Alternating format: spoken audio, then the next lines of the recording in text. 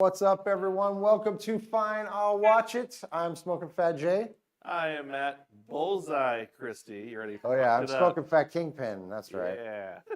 Smoking Fat K. I'm James Punisher Cope. There you go. And in case you didn't notice by the wonderful names here, we will be reviewing the new Disney Plus series, Daredevil Born Again, which just started yesterday. Dropped the first 2 days ago. Just dropped the first 2 episodes. And we're going to review those for you today. Yeah. Yeah. Hey, before we go into this, can we talk about like any sort of our thought process, like the hesitation we might have all had it going to Disney Plus? Did anybody feel worried after She-Hulk or anything like that? Like, what were you guys feeling going into this? My worry on this was I wasn't so much worried from the standpoint of because of She-Hulk and a couple of the other shows. My worry was the whole, hey, we're going to scrap the entire thing that we have and restart. Which we'll get into it. We'll get into that. Yeah. Deadpool should have popped out several times in the first episode, just like pointing out, let's remove this and cut this out from the original show. Yeah. I was excited that it was coming back. I did with the talk and the originally about how kind of the plans that they had for it. It was supposed to be like 20-some episodes, right? Well, we talked about this last time, I think, leading into this. This is... Hey, some of us drink when we do this, so maybe we have to rethink things. I repeat because some of us are alcoholics, which means we need special attention. We need people to take care of us and remind us about things. So I am repeating the information right now. That's what I'm doing right now. Large head, just shut the fuck up.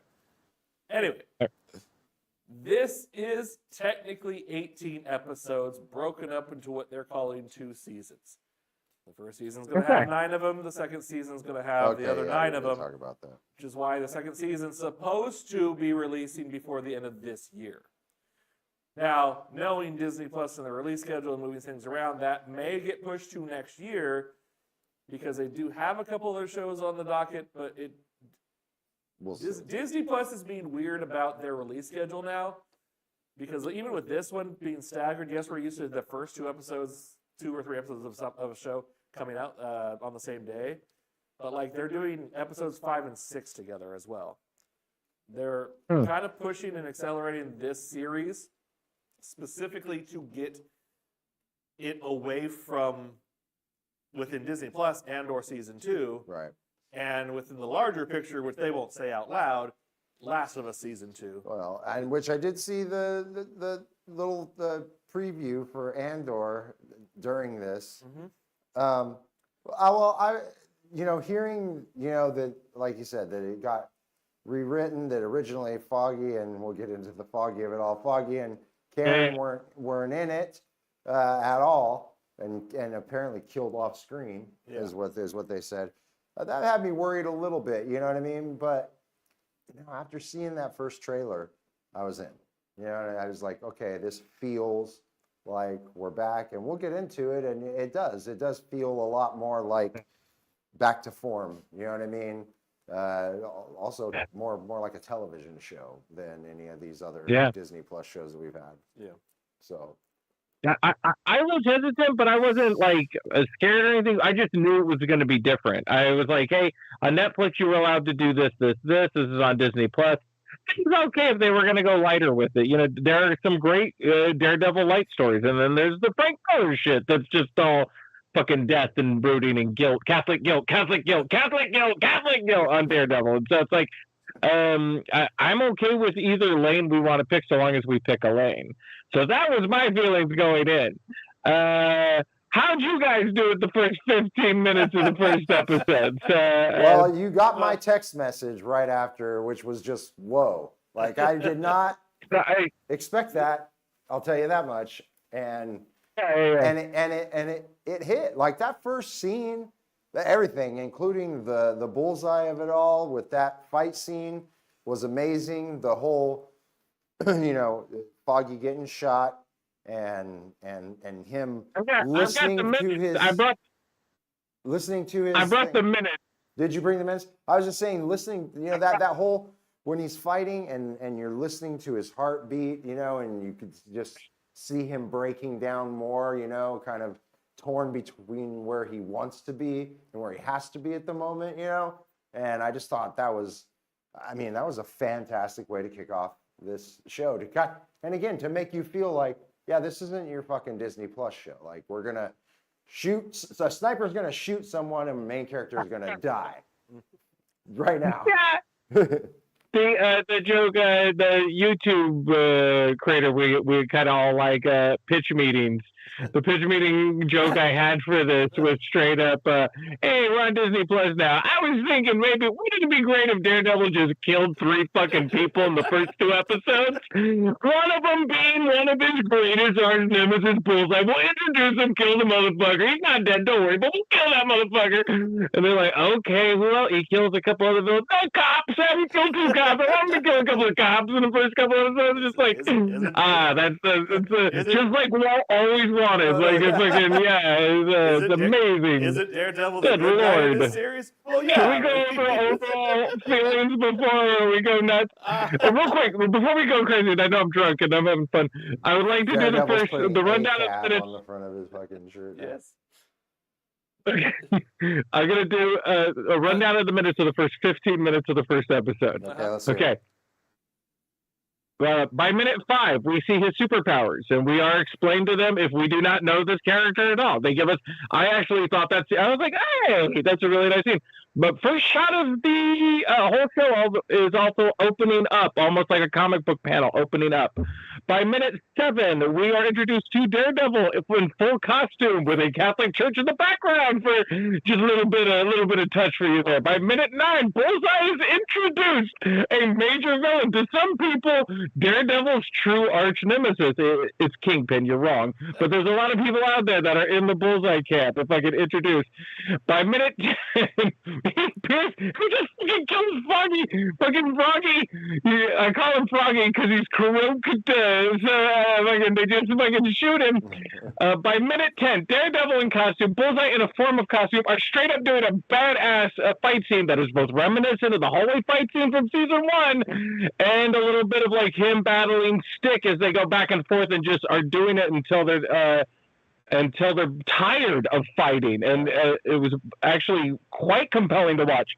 By the end of minute 15, Bullseye has been introduced, killed 8 people, and one of them being Froggy now, had a comic book style battle on top of rooftops with a perfect framed image multiple times to make it look like a comic book image, ended with Daredevil deciding, fuck this motherfucker, and yeet him off a building to kill him, only to find out Bullseye is a great target, but he just can't get that death. So that was the first 15 minutes. I literally applauded like a child at a kid's magician show. I was mad. I was a little mad by the first 15 minutes. How long did we watch fucking TV shows where not a goddamn thing happens? Right. And then in the first 15 minutes, characters are introduced. An entire world is shown to us. A superpower is shown to us. We have a major battle scene. We have the death of a major important character.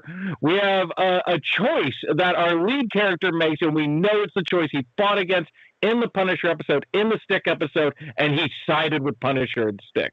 Fucking badass 15 minutes of television is that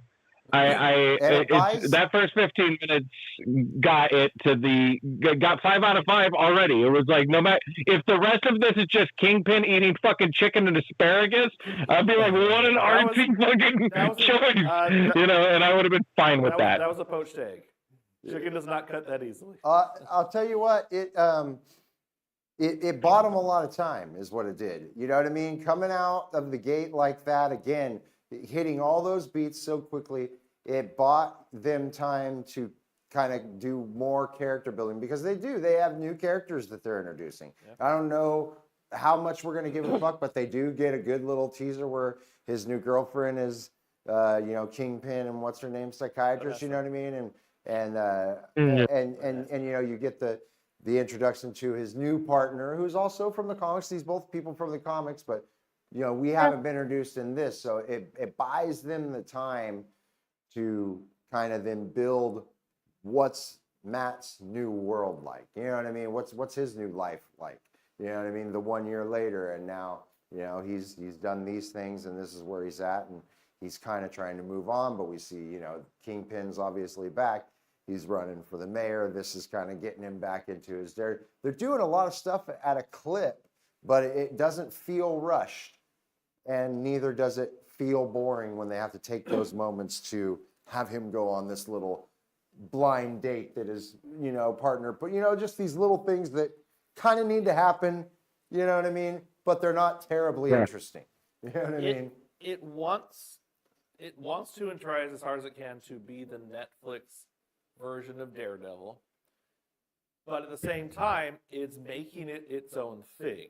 Right. I mean, there are obvious plays and how they do certain scenes and everything like that remind you of the Netflix series, and which was very good for pretty much all 3 seasons. But that it's different enough that say, okay, well that's fine. I accept this. I can get into this world that they're now showing. Well, you could certainly tell in the budget a little bit. There's a lot more pullbacks, and you know what I mean. You could definitely see it's a bigger production than the other Daredevil was. But not overly. What's funny is, but it felt more comic booky now. Like, it still had the grittiness of the Netflix show, but it was like when you saw him fighting Bullseye, he had knives stuck in him, sticking out like a comic book panel. Like, I know that's not how I could see a Netflix producer like ripping their hair out. Like, no, that's too cartoony. It was like, I don't know, man. It was the right amount of cards because it was super violent. It wasn't. And sometimes going with that Quentin Tarantino things too. Yeah. Yeah, we're going to go a little cartoony with the violence so you remember that this is like part of the storytelling. But also just like how they frame so many of the shots. Just the first couple of minutes, I was going like, hey, this is really good footage of the city. The opening shot of that building with the backlight and the shadow, we've all seen that comic book panel. Yep. It was just like there was so much where it was like, oh, whoever shot this was very aware of the look and style they were trying to do. And I know the show creator is, okay, I'm going to fuck up his name. It's wackadoo as shit. Christensen, you know this guy's name? I do not. It's Dario San Campanini. Okay. That's got to be it. I think I'm saying it 100% right. I will have to pull it up. Well, I will tell you, I do want to agree with you on Dario Scantipani. That's it. That's got to be it. It's got to be Dario Scantipani. I got it. Dario. That's Dario. Dario.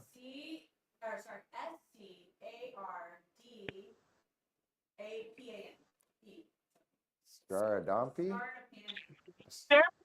Yeah, right. Okay, so an Adam Sandler character is apparently writing and creating the show, but his fucking Scampadamily is a hit. Yeah, there's so many great shots too. You get at the very end of episode 1 that shot of Kingpin on the roof and Daredevil, but Matt Murdock down below, and then with the lighting, with the red lighting. I was watching somebody else talk about it, and how it seems so much like the city has like a hellscape to it. Red light, lots of smoke going on and stuff like that. It just feels, like a comic book panel. Like, it was just like, oh my God. Like, and the Netflix show, and I still, the first 2 episodes are amazing and great entertainment. I don't think they had the depth yet that we got out of the Stick episode, the Punisher episode. And that's just me talking about, like, as far as I'm such a fanatic for comic books, talking about what is a hero, what is an anti-hero, what's a vigilante, this. And the Stick episode and the Punisher episode from seasons 1 and 2 of the first Daredevil series was so good that these 2 episodes are fucking perfect, that they don't kind of go into that deep yet into that sort of thing. But we know Punisher's showing back up. I wouldn't be surprised if Stick shows back up, if that guy's still alive. I'm really excited about what's to come. Well, all right, for the first episodes, I know we talked about everything. Do we want to do our overall opinions We didn't even do that. What are you No, gonna no, say? make a comment to you real quickly though. So the Punisher episode from season 2 is almost required watching to watch these 2 episodes, and because if you're just going into this season, which they did try to set it apart as much as they could, although it still follows continuity. It still follows continuity. Yeah. But if you don't watch that rooftop scene between Punisher and Daredevil before you watch these 2, you don't necessarily fully understand what is at stake for Matt Murdock in terms of when he has Bullseye in his hand and Foggy dies, and what happens at the end of episode 2 when the cops. I totally agree. Like they should have called this Daredevil season 4. Yeah. Like, because if you walk into this thinking you're going into a new show, you're gonna have a nerd like us sitting and explaining lots of shit to you It's like, in that first 15 minutes. You know? it's like no, Daredevil doesn't kill people. Yeah. But there was this scene in season 2 that Punisher and Daredevil are talking to each other, and Daredevil makes that lie and say, "Well, you're one bad day away." Yeah. So it's like It's like the fact that it was And you just on got a rooftop. lucky, just too. married so much, yep. yeah, marrying so much back. And then today, because I wanted to get the minutes down, I went back and I rewatched the opening. And if you go back and rewatch the opening of episode 1, the dialogue they're talking about is explaining everything they're about to do. Yep. You know, it's like, oh, the cops are getting ready to retire. Well, there's still people out there protecting the city. Don't worry, pal. And it's like, yeah, but what's too far? And they're like already laying the groundwork for what is going to be the real argument of this season, which is a great argument to do on the Daredevil show. So, yeah, my overall feeling of these first 2 episodes, this is my favorite thing Marvel has done in forever. I like this more even than Deadpool Wolverine. These first 2 episodes, like I was really blown away by it. X-Men 97 is kind of its own special thing, but X-Men 97 and this share a lot of that same sort of DNA of just going completely for it. Well, yeah, going and picking something both back up. just Picking something. you don't have a beloved chance back to up. catch your breath. You know, these first 2 episodes is an hour and 50, and in an hour and 50, 10 fucking people died. Daredevil killed like 3 dudes. There were 2 separate court cases, 2 completely separate court cases. He's a lawyer.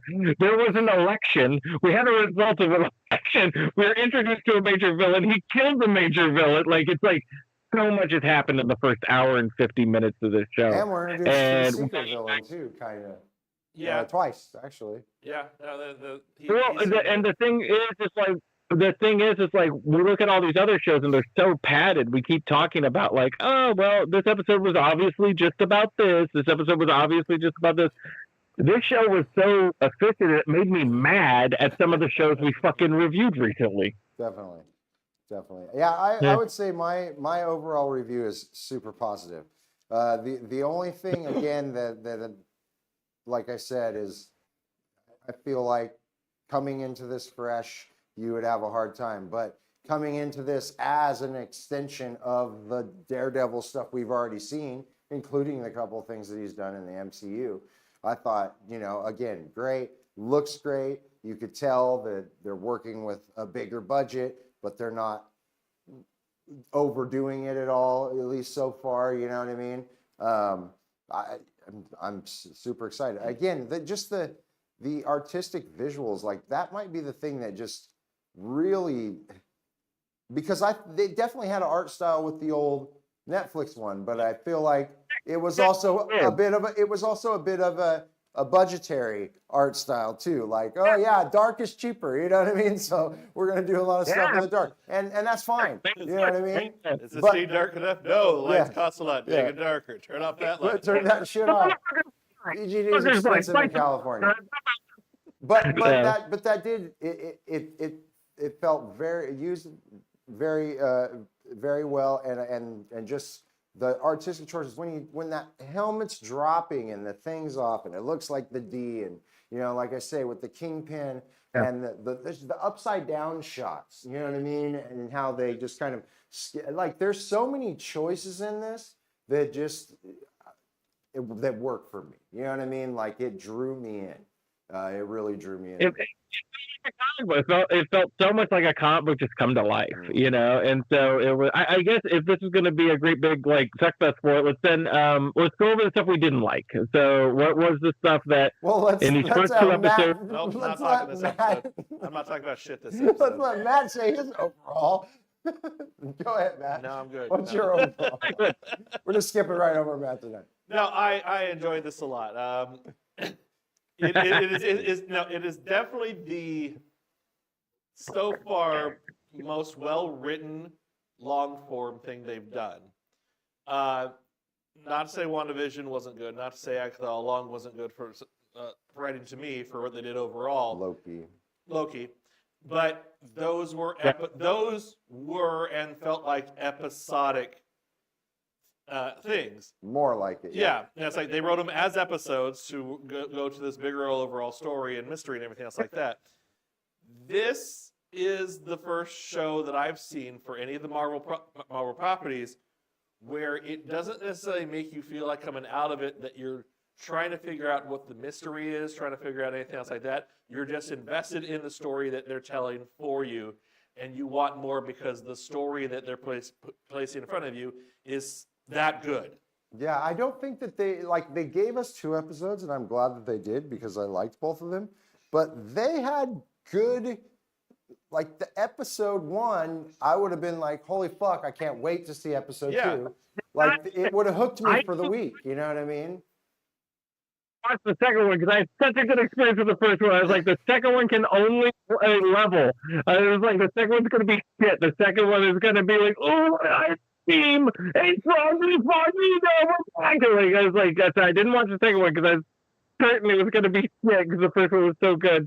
And then what was funny was the second one, it was a little rougher, and we'll get into that. But man, that final scene, that final fucking like the last like 5 minutes, I was like 5-star, God, 5, whatever we're doing. Like, their ability to. You say we're invested the whole time. We're invested the whole time because they're just cutting to it. They're just getting to it. Mm-hmm. Like, we absolutely know what's going to happen the rest of this season right now. We absolutely know there's corrupt cops that are idolizing the Punisher, a la, what was the Dirty Harry movie where like the cops were trying to idolize Dirty Harry? So it's like we're going to have this whole corrupt police cops thinking they're all going to be Punisher. And it's this big argument about what should be right, vigilantes or law and order. Mm-hmm. Like, what's the right path to go down? So we know that's what it's going to be. I just didn't realize they were going to cut to the chase and go this fast and this brutal with us. Good Lord. Well, the only thing they've held up on so far is who the through line villain for this series is. They have a few. They do, but I'm saying the one other villain, who you've seen, but because if you don't know anything about the comics or anything, you don't know he's going to be an actual villain for this series, because Muse is supposed to be one of the main villains for this series. You've seen him already. Okay. Yeah, it's that. Which one? He was the one that was painting the little mural of the 2 faces of Kingpin at the start of, at the end of the first episode. Yeah. And he's the kid at his psychiatrist's went up and asked the lady, asked his girlfriend if she had any room for communication. But like I said, unless you know and follow them and realize that that's what's going on, it's just it seems some kid. I know. Yeah, but he. Yeah. So, okay. So now we're going to the things we don't like. There's one major thing I didn't like about this. And it's been a problem for Marvel, and unfortunately it happened during the first scene. It didn't lessen my opinion of the first scene or anything else like that, but it just it looked out of place. It also didn't help that I was very tired watching the first 2 episodes. And that is the CGI for this series looks off. Yeah. And so like him swinging around, it's like, ooh, Daredevil, classic Daredevil, uses his Billy Club's extension to swing around and everything like that. That looks kind of bad in terms of doing that. Glad they're doing it on a darker view. And it was not overused again. No, if I would have seen him doing that a bunch, like I get it, I don't think they're going to do it again, really. Don't move that way. But then like Bullseye's smoke bomb. I understand why it was there. I don't necessarily understand why you had to CGI the fuck out of it, because it made it look worse and more diluted. And for people to think that that was like a wonder for that entire time, it's like, yeah, that smoke was there to hide the cuts. Like, Well, a lot to hide a lot of the cuts that they had for it to make it look like a wonder. Yeah. I'm not complaining on how the scene played out and how they planned it and how they moved the camera around in and everything like that. But that smoke just didn't look great. But I knew what they were doing with it, so it didn't lessen the scene for me. And to be fair, that first scene we saw was the last thing they shot for this whole series. Yeah. So, like, It's like, oh yeah, we got to go back and put these guys in. Which is amazing. It's amazing to me that that wasn't the plan. Like, what, you know, I can't imagine. Now, that being said, one of the things that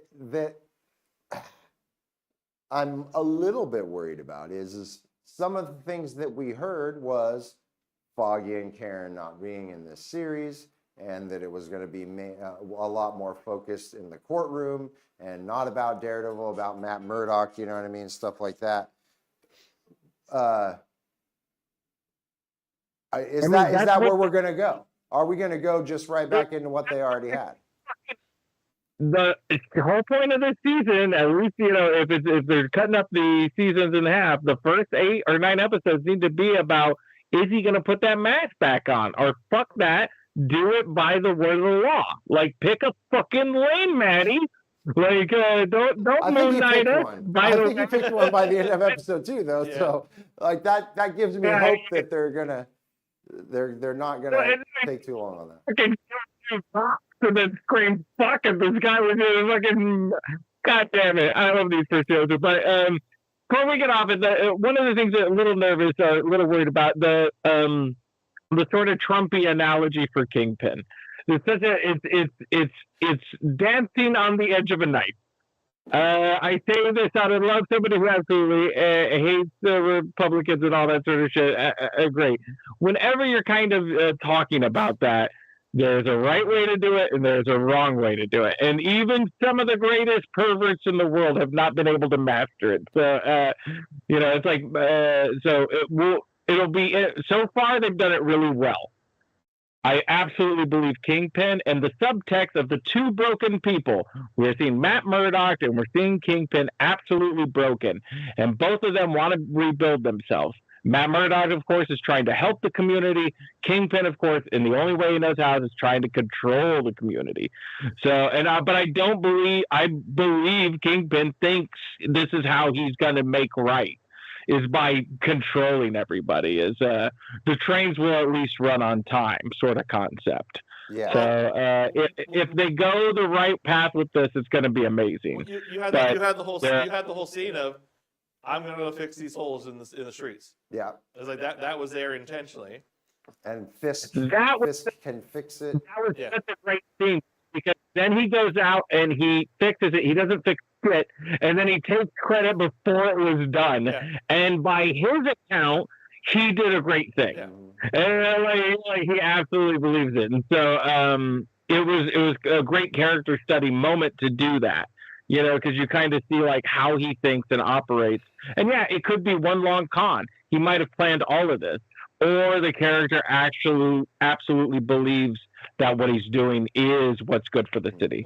Well, and I like the introduction of, what is it, Michael Gandolfini's character or whatever, you know, it's kind of being that, he's just kind of that bro that's like, man, people are, you know, he's got his finger on the pulse of the city a little better than everybody else, because he comes out and tells them, no, people like this shit. Like, this is, you know, this is badass to people to do this. Like, we don't need, again, same thing with fixing that hole. He didn't really fix it, but when it comes to what's the name of the episode too? It's Optics. Optics, you know, the optics of what he is out doing is exactly what he needs to be doing to win this city over.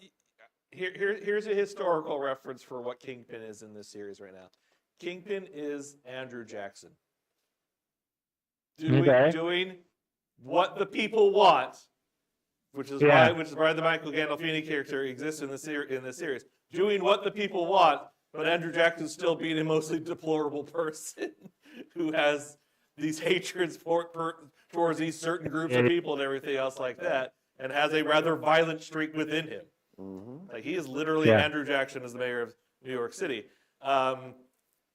Easter egg supposedly for that hole that he fixed was that supposedly was caused by a Green Goblin bomb on the bridge. Okay, I thought it seemed familiar. Yeah, so it's that universe. I did like the little dips. I liked that they didn't have fucking Hawkeye show up, you know what I mean, and be like, hey, what's cracking, you know what I mean, or nothing like that yet. But, you know what I mean, like, you could do some stuff like that later. But I did like how they, you know, just he offhands missions. Spider-Man is one of the vigilantes that's in the city. You know, when the White Tiger's talking, he talks about his magic amulet, even though that's not been in the MCU. We know that this is the world that they live in. Yeah. You know what I mean? There's fucking magic amulets and shit. So, you know, they don't have to sit and do some big exposition dump of what the fuck that magic amulet is. Dude's got a magic amulet. He fights right. Move on. Cool. Isn't that nice? Yeah. Isn't that nice when you respect your audience and you write high intelligent characters and plot? Isn't that great? Like, everybody wins. Like, rather than have 10 episodes and fucking some bullshit we don't need to know about or care about. So it's just like, drag it out over multiple episodes. I heard one reviewer say they thought that the whole mayoral campaign thing was going to go most of the first season. And was like very surprised. And was very surprised. It's like, I'm entering the race. The election's going to take place before the first episode. I'm mayor at the end of the first episode. Like, okay, yeah, and that was like, I like that. I like that a lot better than having it draw out and everything else like that. That's the benefit of having that 1 year cut or whatever too. You know, that cut in time. That is how you cut down. As soon as they had that scene with like all the mobsters and Vanessa meeting up and stuff like that, I was like, oh, they're gonna. It's going to be this long thing about his campaign. It was going to be all season. And then, like, nope, he just got elected. I was like, he was elected at the end of it. And also, like, the trial of Bullseye. I was like, this is going to be the season. This is going to, how does he get Bullseye? Nope, that shit's gone. And I was just like, oh my God. And then the next trial. And this trial was, I'm sure they'll skip that. I'm sure it'll be done by 10 minutes into episode 3. But this trial is actually really important. After the end of the last episode, so that's how I feel. No, kill those cops. They'll think that the other witness, that the other guy somehow did it. Well, that's not going to help his case. No, it's not. which is actually going to make it more interesting. Maybe. Now that Matt Murdock is involved in this case more firsthand than ever before, will he continue with the case? Or will he get ousted as Daredevil in this? Are they going to play that story where he has to come clean? Or they could play the story where does he have to give up his identity? You know, they play with all these things in the comic books. It's very interesting. Well, so Sokovia Corps don't exist anymore at this point in time. Kingpin still has his vendetta against vigilantes because everything has happened to him. But. Right. He's literally defending a guy who's a vigilante against a corrupt system when he's trying to work within that corrupt system and not be a vigilante. It's the entire court case is one big analogy for the season and the character of Daredevil as it is now. Yep. It's wonderful, almost comically rich subtext to even do it on. It's very smart writing. It's something that I hope we spend some time on him defending a vigilante who stopped corruption versus what is right morally and what is wrong morally. Well, then so, now's probably a good time. Lord, let's go ahead and rate these episodes. Well, real quick, there's nothing you didn't like about? The only thing that I really didn't like about it is that they didn't just go ahead and call it Daredevil season 4. So I'll be honest with you, anything else that I had a problem with is so minute that it's not even worth talking about. That's what I said. The CGI just bothered me, but it was only really in that first scene, so I was like, okay. Yeah, I noticed some of that, but it didn't really, nothing stuck out to bother me. Only that you do need, I feel like quite a bit of context going into this, you know, based on those other seasons and then some of the stuff that we've seen. I don't know how you jump in. I don't know how you jump in on this series from this from this episode, knowing nothing. That being said, You've seen Hawkeye and you've seen Echo, so you understand the Kingpin storyline. yeah, And now you're wondering why he's not such a comically wacky character. exactly. That's where the confusion is in your mind. Well, For me, there's also a little bit of a teardrop because, like, the whole point of the last Deadpool movie was like, yeah, we want you, but not your franchise, so we're going to destroy your timeline. And, like, that's not fair to people who like that timeline. And then, like, this poor Daredevil show, your best friend's dead, your business is fucked, and the girl you love, you're shipping that motherfucker off to the West Coast. What do you think of that? So she's a West Coast Avenger. Fuck you, pal! And so, like, that was that. Like, it just destroyed. And then, exactly. Yeah, so I didn't really have a lot. So let's rate this, because then I would like to talk about, like, kind of our expectations or where we think this is going to go. Yeah. Okay, so we're out of 5. And just because I'm going to give it a 5 out of 5. Like, this met all of my expectations of what it needed to be and exceeded most of them. So, you know, I can't be more happy with how this show started out. So both episodes too, which is surprising. Maybe we'll get it up there. Oh, there we go. I can see it. I can see it. I can see it. It's bearded Matt Murdock There you go. as Daredevil. yeah, for me, it's the same. I gotta go 5 out of 5 with this. It's to get a 5 out of 5. What you need is I should be watching it, entertained, excited, and it should pull my focus, and nothing else should matter. Mhm. And not only did this show do this, but I literally applauded at the fucking TV like twice, like a fucking lobotomized child, because of the amount of joy I was getting, both from the visuals that they were giving and the amount of depth and attention they were doing to the script they were giving us. And the fact that they were treating us like adults. And I had just watched The Monkey, and I had just watched a fucking animated cat film that won Best Academy Award called Flow, which, if you like seeing a cat almost die underwater for 90 minutes, that's the movie for you. Jesus, fucking horrible. Yeah, this was. I am shocked with its writing. I'm shocked with its cinematography. I am. Vincent D'Onofrio is chewing the scenery, and I'm applauding every chew. It's yeah. Good Lord, we can only go sideways. I'll be the hater. I don't know. Our producer requested this 2.5, so I'm gonna go 4.5.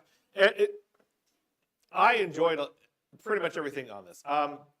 I guess it would be another complaint. I didn't say the first time. While the first episode is perfectly paced, the wrapping up the mayoral storyline in one episode was brilliant and brilliantly done. The second episode, with that fast pace, I still enjoyed it, but my problem was with Kingpin's, everything they were trying to do with Kingpin in that one episode. There you go. Matt Murdock, that's by himself. Here's what I mean by that. In one episode, you have him putting forth an effort to try to be a benevolent mayor, or whatever you want to consider him, a benevolent person, everything like that. And you could almost say he was doing whatever he could. Then you have that scene at the graveyard where he's confronted by the commissioner of the police force, and then immediately reverts right back to his old ways.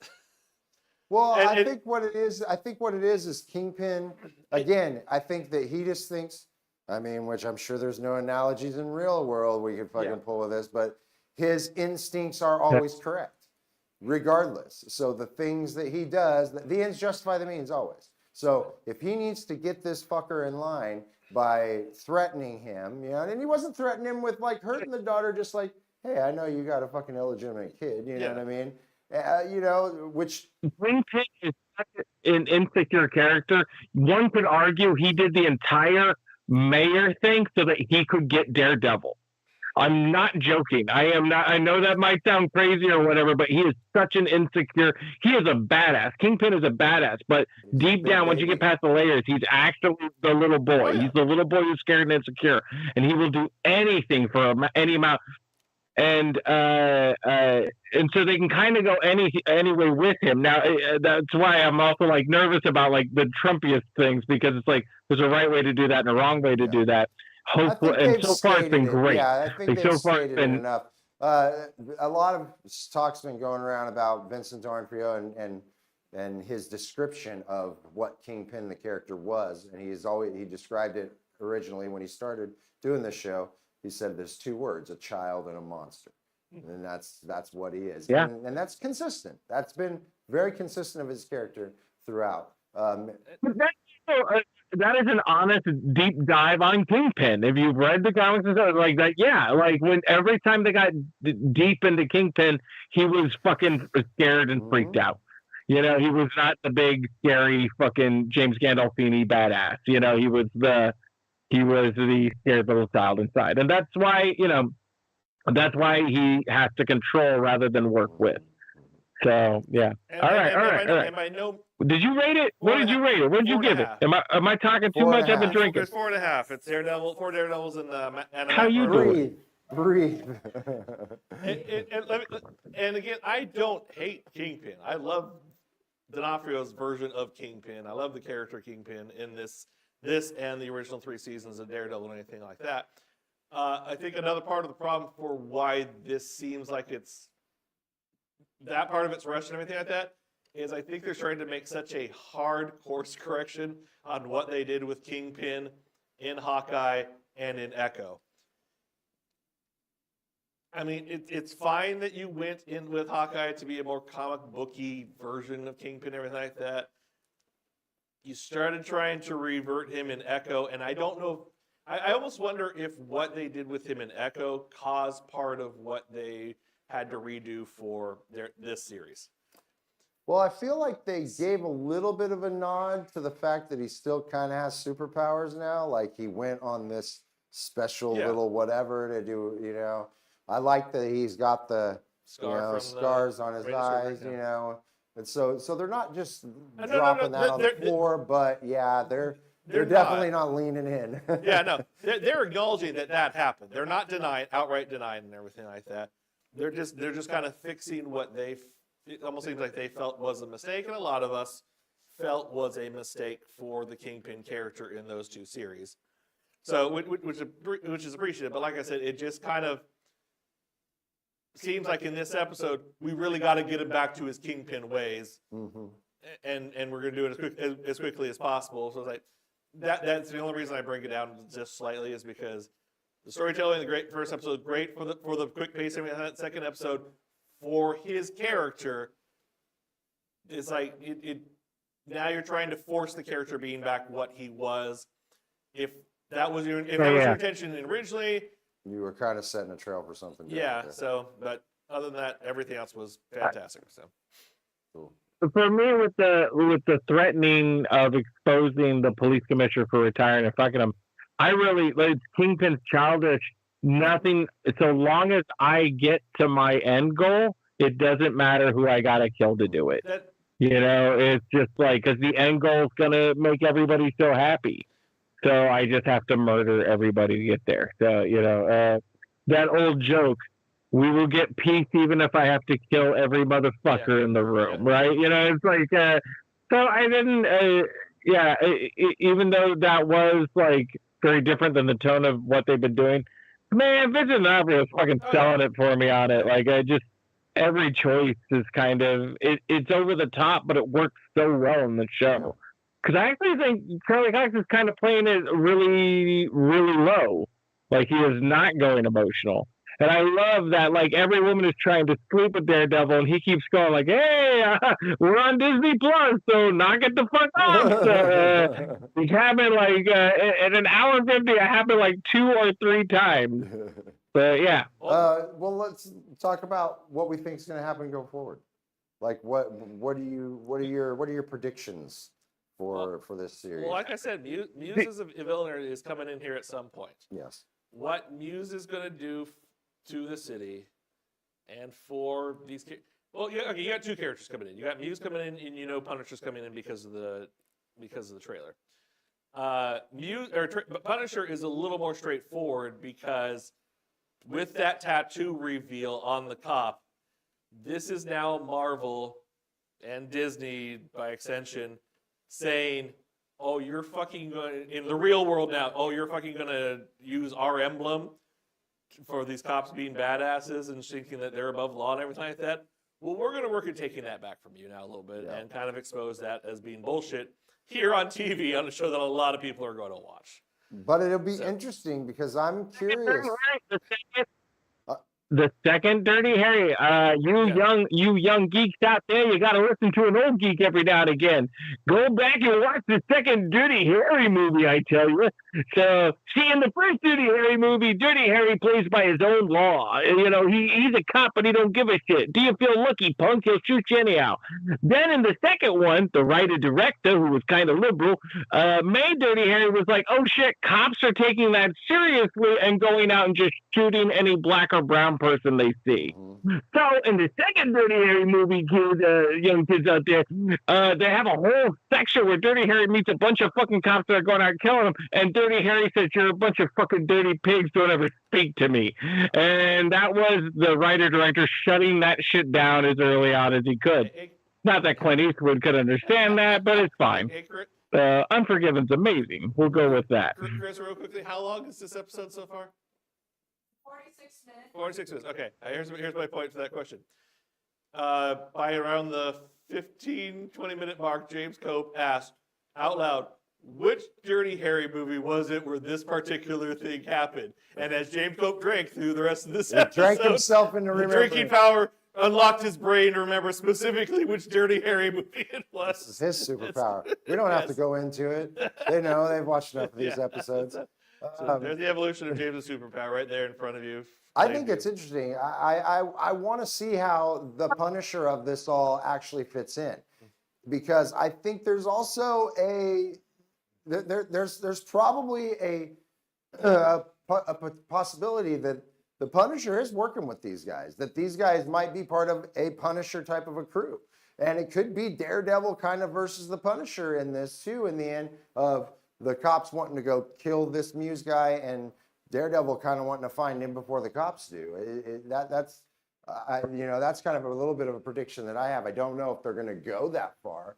I think it is a better for everyone's story if the Punisher comes out and like tells these cops they're pieces of shit for doing that. But they may go the other way. I think the Muse problem is going to create a situation where Daredevil or Kingpin has to accept Daredevil doing what he does to get things done, because the Kingpin now as mayor can't do it. So then that means he's going to kill or capture Vanessa? Because that would be the only thing, right? What else is he going to... Well, no, because if Muse starts taking over the city and changing the city like that, Kingpin is now in a position of, I now have to show the people that I actually really do give a shit about this city. And one of the things I'm going to have to give up is my principal thought on vigilantism. Yeah, but that makes him wrong. I feel like he's going to need more than just, I got to make the city like me. I think that it's going to have to be more personal. Find out a vigilante killed a cop. And that's why fucking Kingpin, the orange elephant in the room, is going to fucking decide that will be enough to prove that I got to outlaw Spider-Man, Moon Knights. I keep bringing up Moon Knight because now I've been drinking. I want to make it clear. We started a half hour late, ladies and gentlemen. If you want Future Man, if you are watching this, I was drinking in my garage for a half hour, so it's not my fault. At a certain point in society, you got to take responsibility for your homeless and addicts. Okay, all right. That's all I'm going to say about that. That's pretty close. But, I mean, the White Tiger outfit that they have on there does look like they mashed the Black Panther outfit with the Moon Knight outfit. So. That's why they only showing cell phone footage. Charlie Cox and Moon Knight fucking in a scene together now for whatever, because I'm drunk. But that sounds so amazing to see Moon Knight and all of his hallucinations. I mean, they and fucking the grounded Daredevil tried to help him out. One more thing I want to talk about real quick that I did like is I really liked the kind of upgraded, just our delving into his powers and then working with the things that they did with the aspect ratio when he was hearing things, and just all those the little it still feels like what they did. I haven't went back to watching exactly how they did it in the old show, but it feels close enough. But it's just feels like it's got a little something more. Well, you know? in the original show, it was just the basic. You got to move the camera and zoom into where you're hearing everything from. Yeah, This zoom one into his one ear. dilutes and distorts the audio as he's trying to specifically locate what it is. So it's more realistic to. I have this super hearing power, but it's not perfect that I can just immediately pick up on something. I still have to train myself into what I'm actually listening for. But the movement on the camera of this seems more akin to Spider Sense, which they really haven't shown even in the Spider-Man movies that they've done for the MCU. Show his hair stand up, remember? Okay, great. Also, in the very first scene, the bar scene, I've done video editing before. I've put lens flares in before. That they got that specific light dot to go onto his ear. At first, I thought, "Oh, this is a weird choice having this just CGI thing on it." Then I realized, no, they got a light reflection to match perfectly to where his ear is to lead you into what's going on and everything like that. And I like that. And I like that they're doing things like that specifically with all that. By saying, hey, the CGI in the first scene for the comic booky stuff, this particular thing, the CGI, I'm enjoying a lot of in terms of showing how his hearing sense works and everything. So very cool. All right. Well, I mean, I think we're all excited for next. So much of comic books is the visual storytelling and trying to capture. Trying to tell your story without words. That was always the argument in the 80s and 90s in comic books, which was if a comic book had no dialogue, could a child or an adult pick it up and understand it and everything? And like everything, not just like what's going on in the plot, but also tone and emotion. And like what fucking Smoking Phat J was talking about with the ending of the first episode with Kingpin looking down on the city and Charlie looking in the middle of the mess, looking up at him like the two broken men trying to rebuild their lives, one doing it from the ground for the people and the other one doing it above like he is better than everybody else and he must even fix those things. few moments before that scene, just the anxiety that was building, just that tension building of the people finding out, and now all of a sudden, people are getting a little wild out here, and just that tension that's building up to that point was so wonderful as well. also, it's an excellent time for them to introduce Moon Knight. Now that I think about it, I just think on that episode, if Moon Knight showed up doing that dumbass accent and fucking Charlie Cox killed a cop in front of him, and then he was like, huh? And say, oh man, that'd be fucking shit. I would watch the shit out of that. James Gunn quit DC. Come back. We got plans. Hey, we got plans. Marvel Knights. There's the new Marvel Knights. The other thing about that end of episode one shot with Kingpin looking down, Daredevil looking up, it's just a complete reverse of how the Daredevil series started, where Daredevil's up on the rooftops looking down over the city as protector, and Kingpin's looking up to the sky wanting more. So their motives are still the same, but now they're in reverse positions. So. Well, yeah. I mean, I'm excited for next week. So I don't know what else to say. Like, we obviously love the show. I hope they can keep this up. Because it's been a train ride. Like, what is the Galactus? Galactus is in episode 3. Do you want to do Mistopheles? What do you want to do? You want to do Mustapho? No, Mephisto's in Ironheart. That comes out in August or whatever it comes out. No, Galactus in next episode, and Daredevil kills him. Daredevil kills him, and he's like, God damn it. Listen, you want to really, really impress me? Bring fucking homeboy Iron Fist back and make it good. Make him good. Do that. He cuts in front of him at a hot dog stand, and he just breaks his neck, and he's like, damn it, I can't stop killing. I love if this show just becomes about a psychotic Matt Murdock that just has to murder for any inconvenience. That's Fuck this. Any sort of, how dare That's you? why Punisher's in this series. He Ugh. now has to go kill Matt Murdock. Exactly. It's Matt Murdock's went off. It's like, the- I gotta off stop your the bloodlust. reservation. Matt Murdock. Yeah. All right, guys. Well, let's get the fuck out of here. We will be back next week on Thursday to review episode 3 of Daredevil Born Again. Make sure you like, subscribe, and all that jazz. Until next time, I'm Smoking Phat J. And Giodi. Just snapped up for no particular reason.